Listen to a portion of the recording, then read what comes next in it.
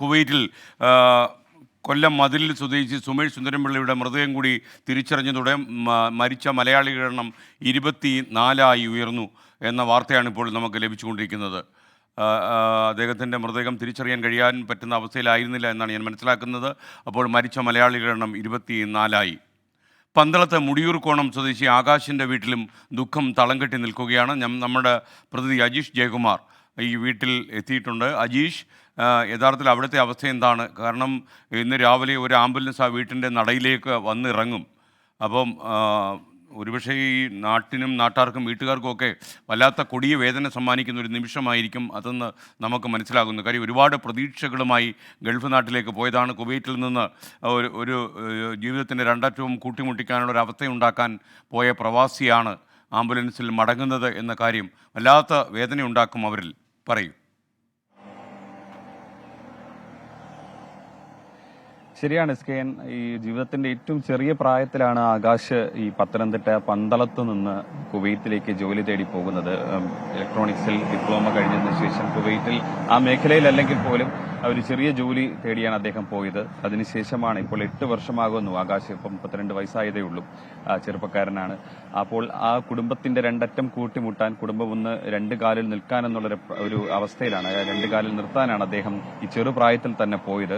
പക്ഷേ തിരിച്ചു വരുന്നത് ചേതനയേറ്റാണ് എന്നുള്ളതാണ് ഏറ്റവും ദുഃഖകരമായ കാര്യം. ഇതിൽ ഏറ്റവും കൂടുതൽ സങ്കടമുണ്ടാക്കുന്നത് ആകാശിന്റെ അമ്മയുടെ കാര്യമാണ്. കാരണം ആകാശിനെ എല്ലാം 8 വർഷം മുമ്പ് പോയി ആകാശാണ് ഈ കുടുംബത്തിന്റെ എല്ലാ കാര്യവും നോക്കി നടത്തിയത്. വീട് പുതുക്കി പണിതു, സഹോദരിയുടെ വിവാഹം ഭംഗിയായി കഴിച്ചു. അതിനുശേഷം ഒരു മെച്ചപ്പെട്ട ജീവിതം സ്വപ്നം കണ്ടാണ് ആകാശ് ഇത്രയും കാലം കുവൈറ്റിൽ തുടർന്നത്. ഒരു കുറച്ചും കൂടി ശമ്പളമുള്ള ഒരു ജോലിയിലേക്ക് മാറണമെന്ന് ആകാശ് ഇടയ്ക്കിടയ്ക്ക് വീട്ടിലേക്ക് പറയുമായിരുന്നു. 1.5 വർഷമായി അവസാനമായി നാട്ടിലെത്തിയിട്ട് കഴിഞ്ഞ ദിവസം ഈ മരിക്കുന്നതിന് 2-3 ദിവസങ്ങൾക്ക് മുമ്പ് തന്നെ വിളിച്ചപ്പോൾ അമ്മയോട് പറഞ്ഞിരുന്നത് കുറച്ച് ശമ്പളം പെൻഡിങ് ഉണ്ടായിരുന്നു. ആ ശമ്പളം കിട്ടിയതിന് ശേഷം ഓണത്തിന് നമുക്ക് വരാം, നമുക്ക് വലിയ രീതിയിൽ ആഘോഷിക്കാമെന്നൊക്കെ പറഞ്ഞതാണ് ആകാശ്. പക്ഷേ ആകാശിന്റെ ഈ അകാല മരണം ഈ അമ്മയായിരിക്കും ഏറ്റവും കൂടുതൽ ബാധിച്ചിട്ടുണ്ടാവുക. കാരണം ആകാശിന് 4ാം ക്ലാസ്സിൽ പഠിക്കുമ്പോഴാണ് ആകാശിന്റെ അച്ഛൻ ശശിധരൻ മരിക്കുന്നത്. അതിനുശേഷം അമ്മ തൊട്ടടുത്ത് ഈ പന്തളത്തുള്ള ഒരു മെഡിക്കൽ സ്റ്റോറിൽ ജോലിക്ക് നിന്നാണ് ആകാശിനെയും സഹോദരിയെയും പഠിപ്പിച്ച് വളർത്തി വലുതാക്കിയത്. അതിനുശേഷം ആകാശ് പഠനം കഴിഞ്ഞ ഉടനെ ജോലിക്ക് കയറി.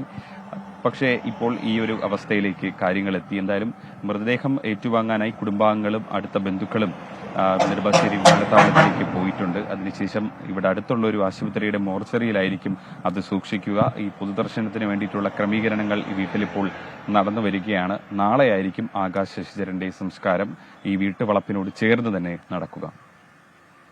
അജീഷ് ജയകുമാറാണ് നമുക്കൊപ്പം ചേർന്നത്.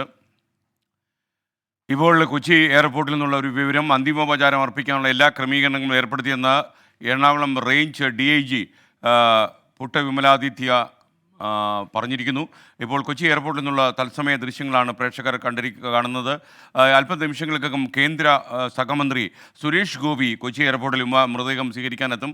മുഖ്യമന്ത്രി പിണറായി വിജയൻ, മന്ത്രി P. രാജീവ്, മന്ത്രി K. രാജൻ ഇവരും കൊച്ചി എയർപോർട്ടിൽ എത്തുമെന്നാണ് നമുക്കറിയാൻ കഴിയുന്നത്. 10:30 മണിയോടെ ഈ മൃതദേഹങ്ങളും വഹിച്ചുള്ള വിമാനം, എയർഫോഴ്സിൻ്റെ പ്രത്യേക വിമാനം നെടുമ്പാശ്ശേരിയിൽ പറന്നിറങ്ങും എന്നാണ് നമ്മൾ മനസ്സിലാക്കുന്നത്. ഒരുപക്ഷെ ഒരുപാട് ബന്ധുക്കൾ എയർപോർട്ടിൽ എത്തുന്നുണ്ട്. മരിച്ചവരുടെ ഇപ്പോൾ 24 പേർ മരിച്ചു എന്നാണ് വാർത്തകൾ നമുക്ക് ലഭിക്കുന്നത്.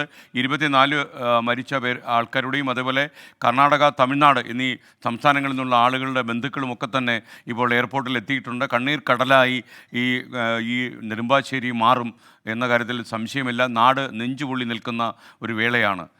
ഒരു എല്ലുറപ്പുള്ളവർക്ക് പോലും പൊട്ടിക്കരയാൻ തോന്നുന്ന നിമിഷങ്ങളിലേക്കാണ് ഇനി വരുന്ന മണിക്കൂർ കടന്നു പോവുക എന്ന് നമുക്കറിയാം.